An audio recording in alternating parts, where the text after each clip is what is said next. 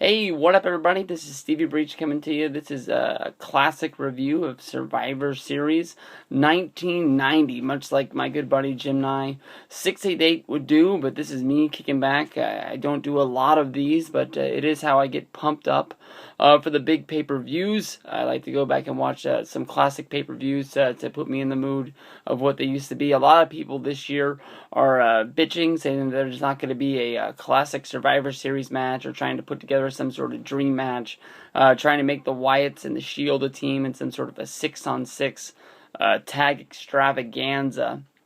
Honestly, if Survivor Series doesn't do a Survivor Series match, it's no big deal to me. I'll just move on from there. There's been years in the past when they haven't done one and nobody's complained at all about it until the card's already over and done with. It's just what it is. But back in the day, Survivor Series was freaking awesome. And it was back when, basically you could see that WWF was on top of the world when it came to booking. Because not only could they book everybody in their own major singles feuds, but they were able to tie everyone in the whole company together into matches that meant something. Everyone on the roster was involved in the Survivor Series, much like they would be involved in the Royal Rumble. And through the use of all their shows, using superstars, all-American wrestling, primetime wrestling, and this, that, and the other, they made sure that you knew that everyone on this team hated everyone on the other team. I love this stuff. When it comes up, they even came up with team names that are just the Warriors, the Perfect Team, the $1 Million Team, the Dream Team, the Visionaries, the Vipers, the Hulkamaniacs, the Natural Disasters, the Alliance, the Mercenaries. These all made perfect sense when you look at all the guys that are on these teams. This was an awesome, awesome show. When I watch, wrestling, when talking about today's product, I am like a junkie trying to chase that first real big high that they got back years and years ago.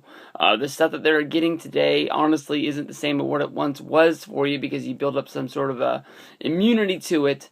But, when I watch, Monday Night Raw, when I watch SmackDown, when I watch TNA, I am, trying to get back to what it felt like when I was a 9-year-old or 10-year-old kid sitting back watching Hulk Hogan, believing that this was real and this was the best stuff in the world. And this, honestly, to me, Survivor Series 1990 is behind SummerSlam 1991 as one of my favorite pay-per-views of all time. Nothing really, earth-shattering happens here, but this was a big event when this happened. You can look at Survivor Series back in the day as sort of being, everybody likes to think of like WrestleMania as the way to kill all the feuds, but really when it comes down to it, WrestleMania built up the feuds. SummerSlam sort of like milked the last little bit out of most feuds, and then like Survivor Series, they really, grabbed a hold and they squeezed all the water out of that sponge to make sure they couldn't get anything. And then Royal Rumble came and they kicked everything off in the next big direction. The one thing that happened on this show that I don't even know when it happened, and it's not on this review that I'm looking at, was the debut of the Gobbledygooker. A thing that I've heard a lot of things about in the past, about how it honestly was supposed to be a real big deal, and it flopped. It was supposed to be something for the kids. I met Hector Guerrero at TNA Bound for Glory this year, and I asked him to sign my encyclopedia, and he says that he's not bitter about the fact that he was this thing, but when he signs the autographs, it was for children. I think he's trying to make sure he gets the point across that this wasn't his finest hour, I guess you can say. But honestly, I was a kid at this time, and I didn't see what the hell they were doing. It was a lot like the Santa Claus gimmick with Balls Mahoney they did. It only had a short shelf life. When you debut a guy that's a huge turkey on Thanksgiving Eve, he's not going to be lasting that much longer. People have turkey for Christmas, but when you sit down and you think about turkey, it's about Thanksgiving time. I don't know anybody in the world that thought this was going to work, except for Vince McMahon, and he put a lot of money into this. People did really think that it was going to be supermodels, Playboy Playmates, anything in the world except for what came out of that egg. Opening match on the show was the Warriors, Team Ultimate Warrior, Legion of Doom, and a Texas Tornado going up against the Perfect Team of Mr. Perfect and Demolition. This was just an awesome match. I know that they've done various six-mans. I think that was one of the biggest things they pushed out there on the road was the Ultimate Warrior and Legion of Doom going up against all three members of Demolition. And when LOD and Demolition met up, I mean, they were hot. A lot of of people had always looked at Demolition as sort of a copycat of the Legion of Doom, because the Legion of Doom were the NWA, and this was, fresh off them coming over, and they hated each other. At this point, Ultimate Warrior was the WWF champion. I think, honestly, he was on his way down as being a champion. I think SummerSlam, they probably got the numbers on what him and Rick Rude in the Steel Cage match did. That whole match was basically built around that Rude had beat Warrior at WrestleMania, and I think he was the only guy to ever beat the Ultimate Warrior, so they just made him the #1 contender fresh out the gate. And I think they already had their mind that they were going to be taking the belt off Warrior. At this point, Hulk Hogan was not going to be the champion anymore, but he was going to be like the main centerpiece still of the WWF. He was going to be the main event. He was going to be the guy that everybody came to see, and they were going to try and build the champion around a belt. I'm not taking anything away from the Ultimate Warrior, but definitely when you look and see what's going on, he's still a main focal point of the WWF, but you can tell that he's not Hulk Hogan. In this match, everybody beat the holy hell out of each other. The Ultimate Warrior was the main survivalist of this whole team. You get to see Demolition and some good tag team action going back and forth. Texas Tornado was always one of my favorite guys as a kid growing up. I never really knew what Kerry Von Erich was until I grew up, but I always sort of levitated towards this guy. I used to have a wrestling tag team with my buddy who lived down the street with me, and we used to wrestle buddies, and he would always be the British Bulldog, and we call ourselves the British Texans. We marked out really hard at Survivor Series 91 when they tag teamed up together. Too bad we didn't have a friend who was a Ricky Steamboat fan, but he just was a guy that came along for the ride. Real fun stuff. Next match was the $1 Million Team, Ted DiBiase, the debut of the Undertaker, Rhythm and Blues, which was the Hunky Tonk Man and Greg the Hammer Valentine, a much forgotten about tag team with that really made sense. They just built onto the Hunky Tonk gimmick that Greg the Hammer Valentine became a rock and roll guy himself. They didn't really treat him like he was Greg the Hammer Valentine of the past. They just treated him like he always could sing and dance and play the guitar, and they cut a gold record with Jimmy Hart, and the gimmick worked for me. They went up against the Dream Team, Dusty Rhodes, Coco Beware, the Hart Foundation, Bret the Man Hart, and Jim the Anvil Neidhart. And I know SummerSlam 1991 was really the breakout to Bret Hart. He won the Intercontinental Championship from Mr. Perfect, but this match, honestly, to me, was just about the debut of Bret Hart, putting him out there, even though he's still involved as the Hart Foundation, as a main star, a guy to watch, a guy on the rise. Him and Ted DiBiase were the survivalists of this, and they went to the last thing. It was funny because it normally always comes down to the team captains, but the Undertaker, he was able to dispose of Dusty Rhodes with ease. I think this was one of the swan songs of Dusty. I'm not sure if he worked after this or if this was his exit way out. But basically, Dusty Rhodes' feud with Randy Savage had ended months earlier, leaving Savage with nothing to do except cutting a promo later in the show. But Bret really put up a fight against Ted DiBiase, which was like a coming out party. I think a lot of people thought that Bret Hart was a great wrestler in a tag team, but seeing him out there without Jim the Anvil Neidhart and really going up against one of the biggest stars in Ted DiBiase sort of, put him in a different thing. If you went to house shows at the time, Bret Hart got booked a lot in singles matches, and what it came down to from watching shoot interviews later in life was that, basically Jim the Anvil Neidhart didn't like working a lot of these house shows, so he just basically had bad excuses to not work, and so Bret got to go out there and show off how really good he was. But this definitely highlighted what Bret Hart was. The Visionaries was Rick Martel, the Warlord, Power and Glory, Hercules, and Paul Roma. The Visionaries being the name of the group because of them being able to see, and Jake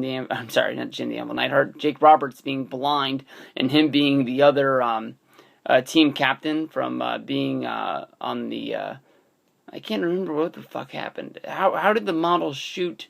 I want to say that the model had his own talk show, and he was spraying his little arrogance thing around, and that's how he shot Jake in the eye, and that's how he blinded him. But that was a huge feud. WrestleMania, they had the blindfold match where they evened the score. Jake was able to hit the DDT. That was a damn good match. Jake Roberts, Jimmy Snuka, and the Rockers, Shawn Michaels and Marty Jannetty. Jimmy Snuka was at the end of his prime, but honestly, somehow, he looked like he was in the best shape of his career in this match. He had a big puffed out afro, much like how Haku did in WCW when he was the hardcore champion. He had muscles on top of muscles, and the afro hit his forehead, hit his eyes, and he looked like he was 20 again. It's just the same that once he started to work, you could tell how old he was. But this was a fun match as well. And the next match was the Hulkamaniacs, Hulk Hogan, Jim Duggan, the Big Boss Man, and Tugboat. Not, the best workers with Hulk Hogan, but definitely the best character workers that you can put together. And then they went up against the Natural Disasters, Earthquake, Haku, Dino Bravo, and the Barbarian.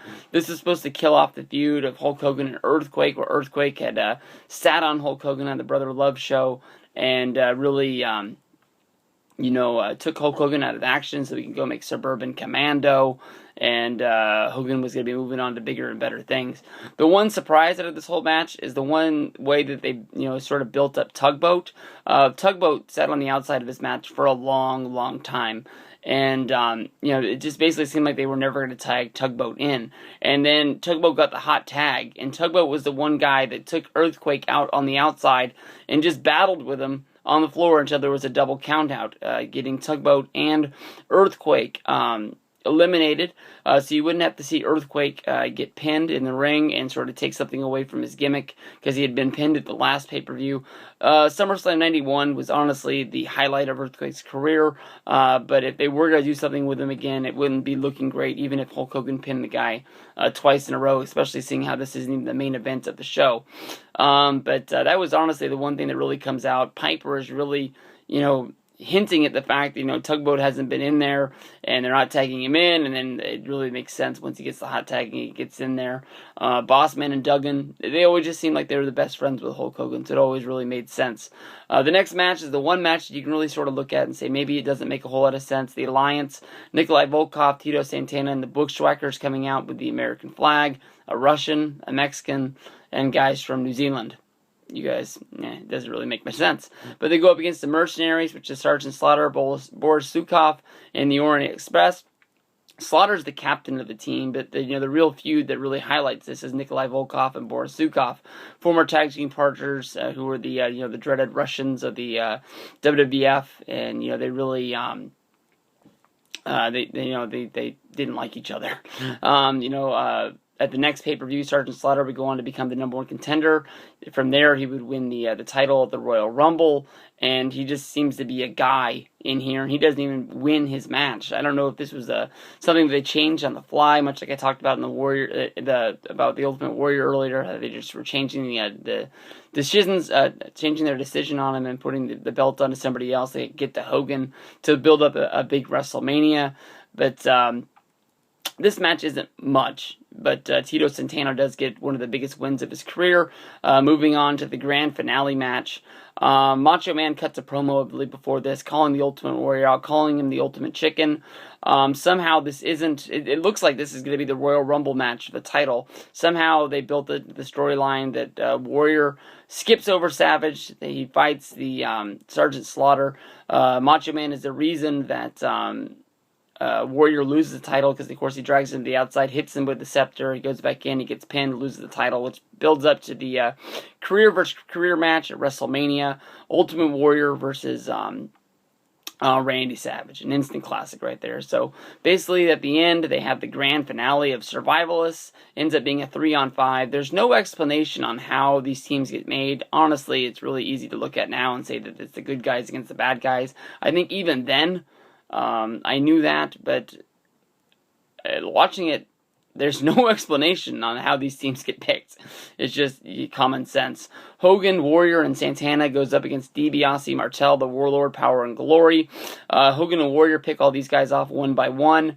Martel just walks out on his team, much like he did at WrestleMania on Tito back in the day.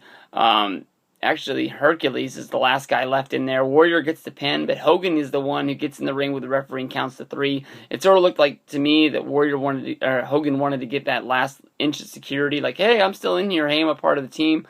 Show ends with a big posed down with Warrior and Hogan. Warrior leaves the ring and Hogan's in there all by himself, forgetting where the hard camera is, posing with his back to the camera because he is a goof. But this is an awesome show, awesome match. Takes me back in the day, and that's really what I was looking for last night. But Survivor Series 1990, a great show.